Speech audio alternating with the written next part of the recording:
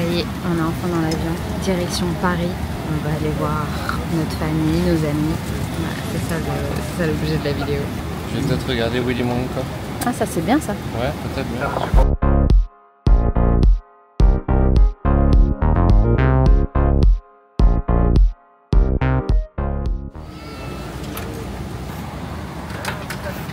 Bien arrivé.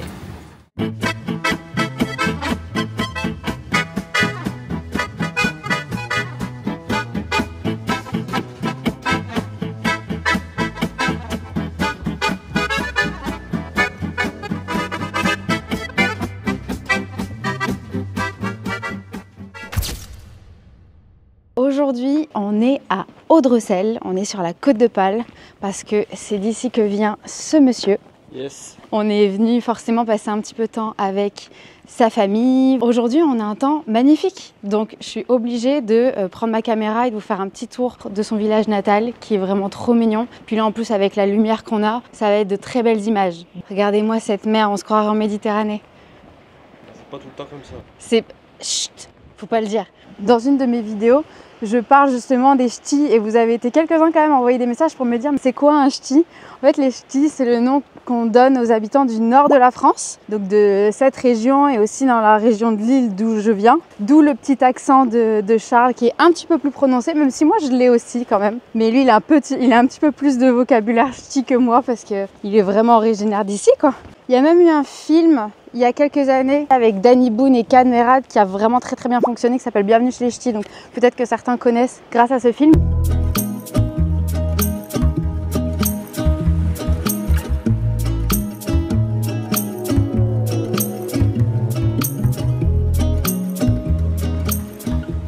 Ah, on dirait qu'elle a fait ça toute sa vie, hein. Bah, ouais, ça m'a impressionné. Je suis une fille de la ville, hein. Mais bon. T'as vu ça, ce petit crabe? Non, c'est pas un crabe. Ça, c'est un œuf de poisson, ça. C'est un œuf? Ouais, c'est un œuf. Ça, c'est un œuf. Ouais, c'est un œuf de poisson. Je te crois pas. On dirait une algue, mais dedans, bah, tu vois, ça fait une poche. Et, Ah ouais? je sais pas quel poisson c'est. C'est une poche de poisson, quoi. Mais faut remettre dans l'eau. Bah là, je pense que là, il est déshydraté. Là. Je suis une fille de la ville, hein. Petit poste, j'allais souvent là-bas en Est. Ouais. Ça, c'est un blocos? Ouais, c'est ça, ouais. C'est les Allemands qui ont fait ça. Pendant la Seconde Guerre mondiale. Il y a quelqu'un hier qui est venu taguer le mur. Ça fait mal. Ça fait débat. Ça fait débat. Attention, là, ça fait jaser dans le village. Non, en vrai, je trouve ça tellement con de venir taguer un lieu comme ça. En plus, c'est affreux. Enfin, je veux dire, encore tu vas faire une jolie fresque. Bon, je te dirais, Ouais, pourquoi pas. Mais c'est, franchement... Après, tu me diras, un bloco, c'est pas non plus ce qu'il y a de plus beau dans le paysage, mais, ouais, ça fait partie de l'histoire. Et venir taguer ça, c'est affreux, quoi. Enfin, sans, c'était bien aussi. Non, et le pire, c'est que les petits cons qui ont fait ça, ils savent pas où ils sont tombés. Parce que dans un village comme Audrecel, eh ben, tout le monde se connaît. Et donc, dès qu'il y a un truc qui change un peu de l'ordinaire, une voiture que les gens connaissent pas ou machin, les gens le voient tout de suite. Et les gens s'appellent entre eux. Et en fait, le temps qu'ils taguent le mur, les mecs en remontant, il y en a qui ont réussi à les prendre en photo et même de face. Donc ils vont les retrouver sans problème. Puis ce sera bien fait pour eux. Audrecel, bah forcément il y a beaucoup de gens peut-être qui connaissent pas ici, mais c'est un petit village de pêcheurs qui est pas très loin qui est à côté de Vimereux, qui est lui-même un autre village. Vimereux c'est un peu plus connu, et Boulogne-sur-Mer, la grande ville la plus proche. C'est vrai que plus on avance dans le temps, plus ça devient chicos Audrecel. Ça j'adore, avec juste les petites maisons blanches comme ça. Ah bah je vais te montrer la tortue. Tu vas montrer la tortue? La tortue elle est où déjà? On allait jouer là-haut. Tu l'as retrouvée la tortue? Ouais, mais elle a été déformée. Oh. Ça a cassé.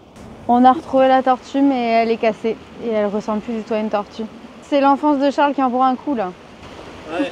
Dans le temps, tu sais, c'était en 1970, hein, donc maintenant, il s'est passé des choses. Hein. Audrecel a beaucoup changé. Hein.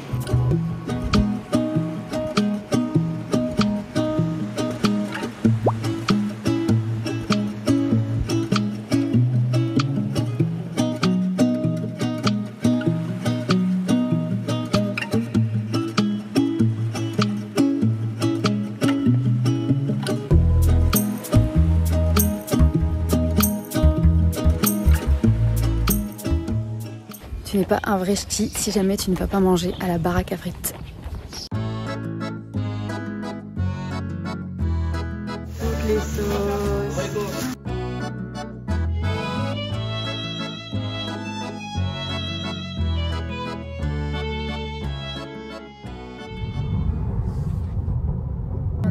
confortable, on a bien mangé. Ça faisait longtemps qu'on n'avait pas mangé une frite comme ça, une petite saucisse ou fricadelle. Puis là on vient de reprendre la route pour retourner à Lille. Mais juste avant, il faut qu'on fasse une petite pause pour aller charger la cocotte. Et on est parti pour pratiquement 2 heures de route. Donc là on est en train de charger la voiture. Pour la petite anecdote, en fait là on est à Calais, on est vraiment à l'entrée du tunnel sous la Manche pour ceux qui connaissent. Et il y avait pas mal de superchargeurs qui avaient l'air sympas, dont un par exemple qui était juste à côté d'un Starbucks. Donc on s'est dit bah impeccable, on va aller à celui-là parce que sachant qu'il faut à peu près 15 minutes pour la recharge, ça laisse le temps d'aller se boire un petit café, un petit truc. On met le GPS pour aller vers le superchargeur qui nous intéresse et puis il nous fait passer par le shuttle. Et au début on comprend pas, il dit mais pourquoi il nous fait passer par le shuttle? Et puis évidemment on peut pas accéder, on n'a pas de ticket, on n'a pas prévu d'aller en Angleterre là. Donc tous les superchargeurs qu'on voulait prendre étaient dans la zone du shuttle, on pouvait pas y accéder. Donc voilà, on nous a donné un gros truc de bouffon, vous vous êtes trompé de route et sortez de l'Eurotunnel. On a trouvé un heureusement parce que là il nous restait genre 13% et normalement il faut idéalement arriver à la charge quand t'as 20%. Donc on en a trouvé un mais il est au milieu de nulle part. Il n'y a pas un petit café ou un petit truc donc on attend comme des cons, on n'a même pas pris de bouteille d'eau, on n'a rien, il fait super chaud. Bref, qu'est-ce que vous voulez que je vous dise? Quand on a organisé, on a organisé hein.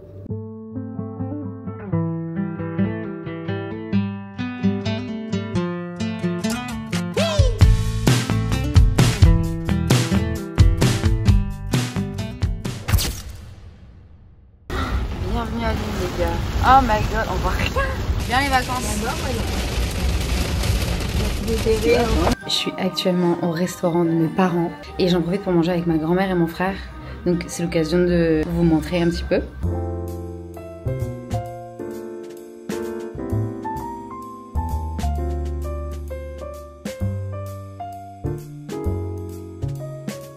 Je vous ramène plusieurs plats, les petits plats.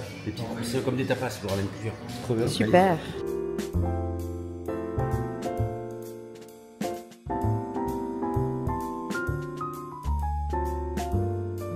On se régale, mamie.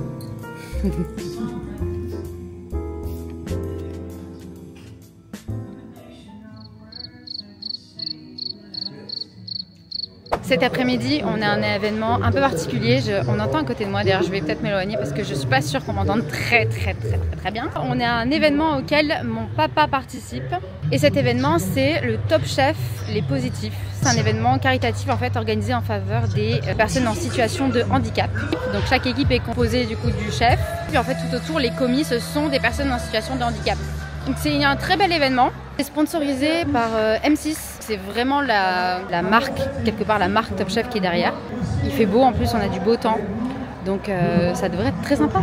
Ce Top Chef des Positifs 2024, c'est parti. 3, 2, 1, c'est parti.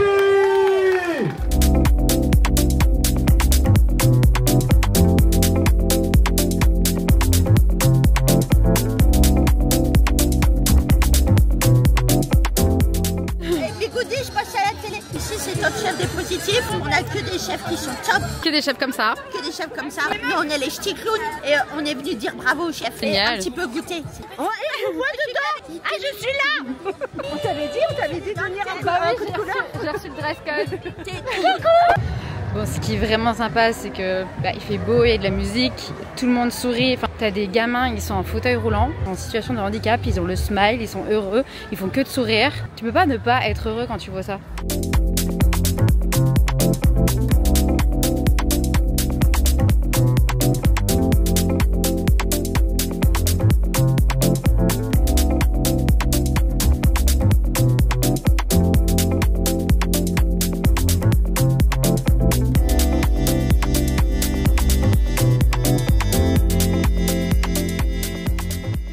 Ça dit quoi? C'était le tartare de maquereau que vous avez pris? C'est sympa? Ouais. C'est validé par les chefs. Je vois que ah ouais, là il en reste plus une miette. C'est ça, je te laisse raconter ton plat. Alors, devant. Donc on avait un petit ceviche de lisette. La lisette, c'est des petits maquereaux. En fait, tu as gagné le plat et c'était du veau. Est-ce que tu veux nous parler de ton plat autour du veau? Alors, je disais, c'est des petits maquereaux Le plat, c'est la poitrine de veau, c'est une compression de poitrine de veau. Des brunoises de petits légumes, des réductions de jus, un petit peu de citronnelle.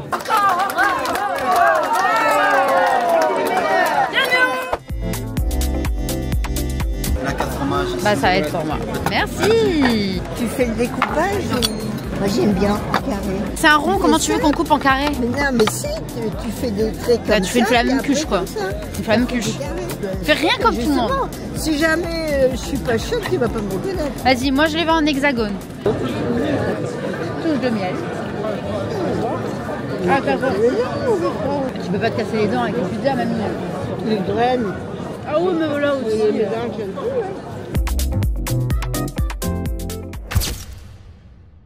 Bon les amis, là je vais aller faire un petit tour à Lille avec mon frère. On a un temps, alors il pleuvait, il pleut plus. C'est vraiment le temps lillois par excellence, fait que vous serez vraiment en conditions réelles. Et là j'ai regardé la météo à Montréal. Franchement ça me déprime. Il fait plus beau à Montréal. En vrai je suis très contente d'aller sur l'île. Je vais refaire 2-3 magasins, j'en profiter pour faire des courses quand même parce qu'il y a des choses que j'ai envie de restocker. Et juste avant je pense qu'on va aller manger avec mon frère. J'ai trop envie de me faire un BK Burger King. Je sais qu'il y en a à Montréal mais il n'y a pas les mêmes recettes. Et moi c'est les frites au cheddar qui me manquent le plus. Un petit Veggie Japan Steakhouse. Prendre ça. Vas-y je vais prendre ça. Regardez tous les veggies. Il y a plus que la viande. Veggie Steakhouse, veggie genre faux poulet. Regardez, waouh, les fameuses. Meilleure sauce. Bon bah voilà, bienvenue à Lille. Là on arrive pile à l'entrée de la rue où j'habitais avant. On avait notre appartement dans cette rue avec Charles. C'est la rue de la Monnaie, qui est une des rues les plus connues du vieux Lille et de Lille tout court en fait. Juste derrière moi.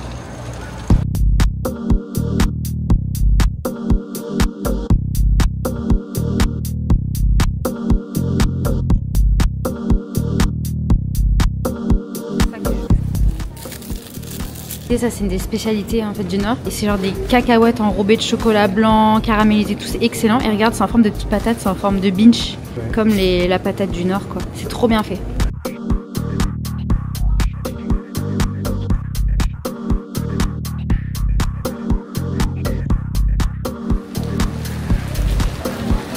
La pluie, la pluie, la pluie, la pluie, la pluie. Il va tous les sentir. Il va tous les faire.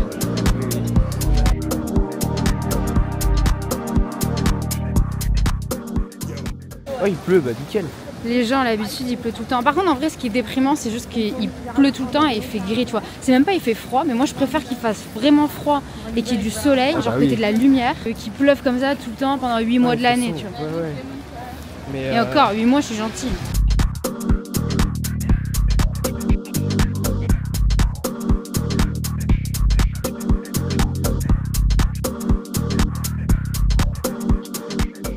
Dinguerie.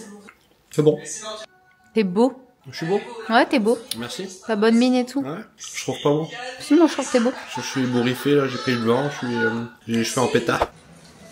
Ce temps c'est vraiment déprimant. Déprimant.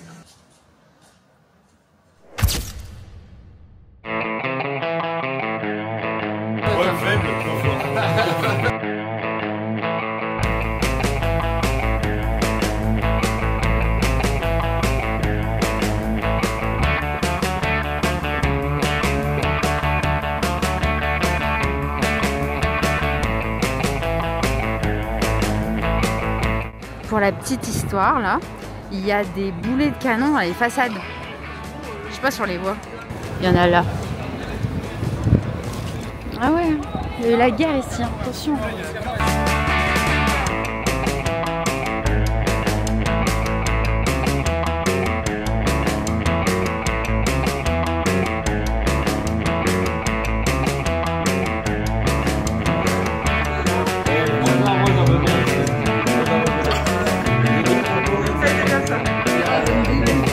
Ça va la chantilly, c'est ça?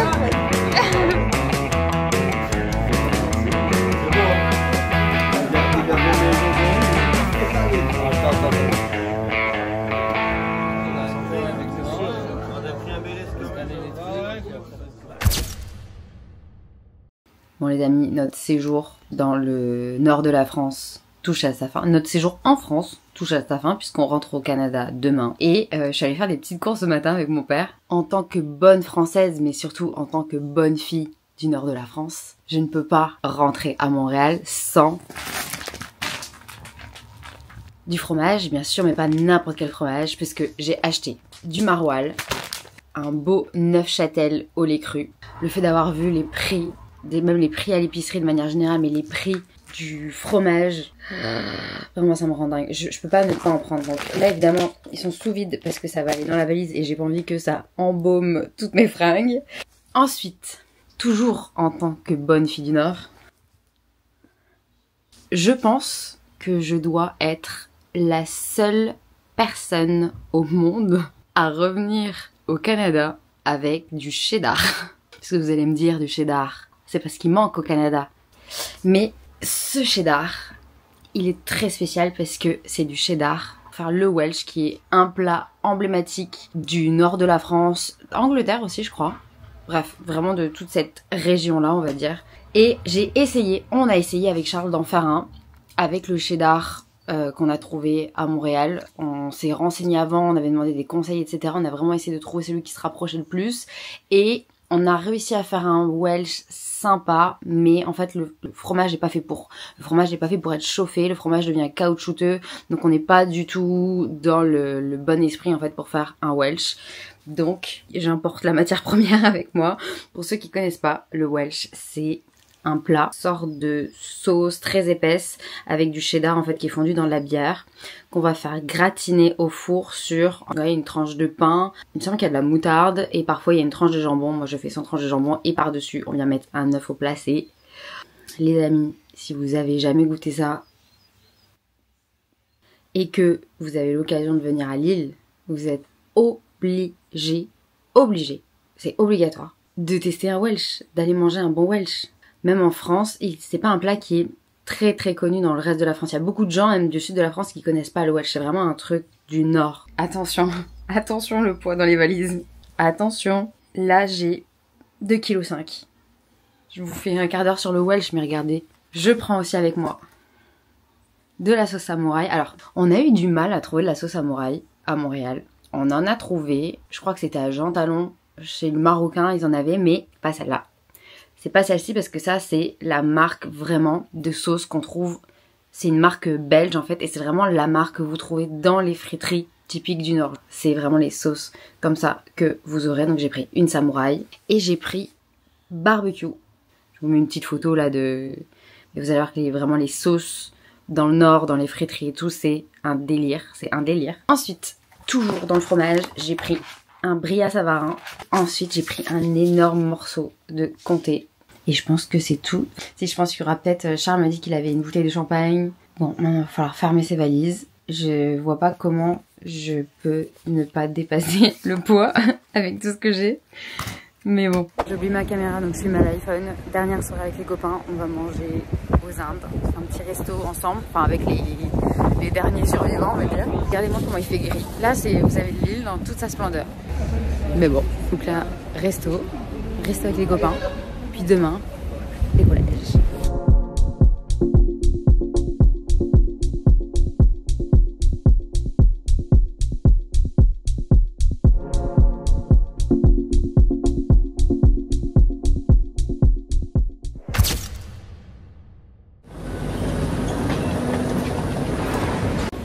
Là où c'est le moment où tu regrettes les 3 kilos de cheddar.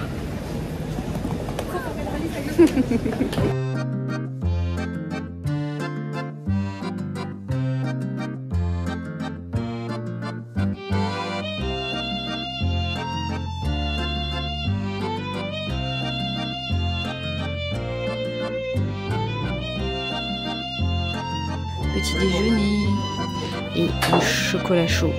Regardez-moi ce chocolat chaud. Ça y est, on est à l'aéroport. Là, on est au Sheraton qui est dans le terminal 2. Mes parents sont là parce qu'ils vont à Paris après. Donc, on fait un dernier petit déjeuner ensemble et puis ensuite, ce sera déjà le temps d'embarquer. Donc, je vais terminer le vlog là-dessus. J'espère que vous avez kiffé la vidéo. Moi, je vous fais de gros bisous. À très vite.